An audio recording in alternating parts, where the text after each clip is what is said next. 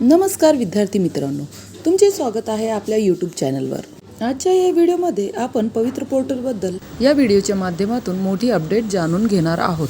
अनेक विद्यार्थ्यांना वाटत होते की जागाच नाही, पण आता विविध जिल्ह्यामध्ये रिक्त पदांची माहिती समोर येऊ लागली आहे। चला तर जाणून घेऊया।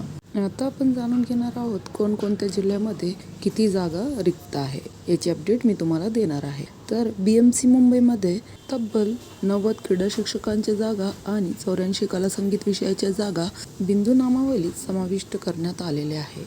यानंतर आपण बघणार आहोत सातारा जिल्हा। सातारा जिल्ह्यात 250 पेक्षा माध्यमिक विभागमध्ये आणि 925 पेक्षा प्राथमिक विभागमध्ये जागा उपलब्ध होण्याची शक्यता आहे। त्यानंतर आपण छत्रपती संभाजीनगर या जिल्ह्याची महत्त्वाची अपडेट बघून घेऊया। येथे विज्ञान विषयासाठी मोठ्या प्रमाणावर जागा येणार आहे। त्याबरोबरच गणित विषयासाठी पण जागा येण्याची शक्यता आहे। यानंतर आपण नंदुरबार जिल्ह्याची माहिती घेऊयात। नंदुरबार जिल्ह्यामध्ये तब्बल 550 पेक्षा जास्त जागा येण्याची शक्यता आहे। यानंतर आपण पिंपरी चिंचवड महानगरपालिका म्हणजेच PCMC येथे प्राथमिक विभागासाठी 250 जागा येण्याची शक्यता आहे। यानंतर पुढचा जिल्हा आहे अहिल्यानगर। येथे प्राथमिक विभागामध्ये 200 पेक्षा जास्त जागा येण्याची शक्यता आहे।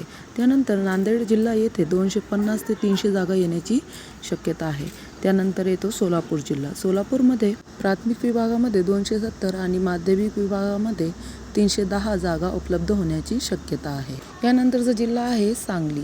सांगलीमध्ये 310 जागा उपलब्ध होण्याची शक्यता आहे।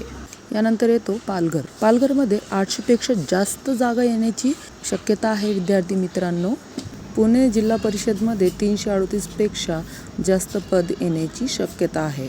तर विद्यार्थी मित्रांनो, शिक्षक भरतीची प्रक्रिया 2 टप्प्यामध्ये होणार असल्याची माहिती समोर आली आहे। तर तुमच्या जिल्ह्यातील माहिती मिळवत राहा, पाठपुरावा करत राहा, आवश्यक कागदपत्रे तयार ठेवा। तर विद्यार्थी मित्रांनो, आजची ही माहिती तुम्हाला कशी वाटली हे नक्की कळवा आणि व्हिडिओला लाईक, शेअर आणि सबस्क्राईब करायला विसरू नका। भेटूया पुढच्या व्हिडिओमध्ये। धन्यवाद।